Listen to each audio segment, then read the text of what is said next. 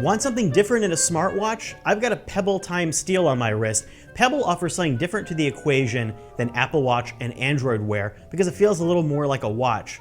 What do I like about the latest version that's available now for $250? This. Battery life, battery life, battery life. This thing gets up to an estimated 10 days of battery life between charges. The Pebble Time, which costs $50 less, gets 7 days.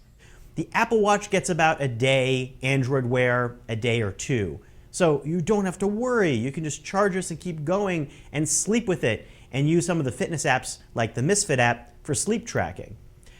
Always on. This display is reflective, so you can use it in bright daylight. The screen's always on like a digital watch. It's very easy to read. It has a backlight. At night it gets a little bit washed out, looks more like a Game Boy with backlighting. But the fact that you can always peek at your wrist, big plus.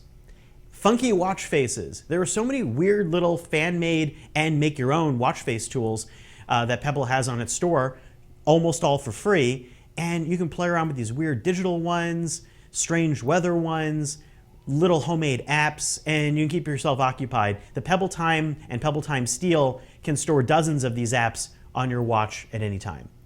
What I don't like, its design is meh. It doesn't really catch your eye. People may think you're wearing an Apple Watch. It doesn't look as nice though, as opposed to the original Pebble Steel, which came out about a year and a half ago, had a really standout retro steel look. This one, compared to the Pebble Time that is $50 less, it doesn't really look like it adds a lot to the equation. The Pebble Time Steel comes with a leather band that looks so-so, but it will also have a steel link band that steps up the look, so we don't have that yet, and you can swap the bands out pretty easily with a bunch of other options. Price. At $250, the Pebble Time is less expensive than the Apple Watch, but it's about the same price as many Android Wear watches, yet it still feels a little bit expensive. And it's kind of low tech. This thing does get messages via Bluetooth, and it does run some fitness tracking apps, but it doesn't have heart rate tracking. It doesn't have nearly the level of technical finesse that an Apple Watch or Android Wear does. You cannot make phone calls with it. However, if you have an Android phone, you can use a built-in microphone to dictate responses to messages.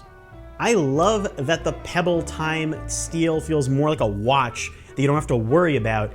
I just don't know if I would pay $250 for it. I'm Scott Stein for CNET.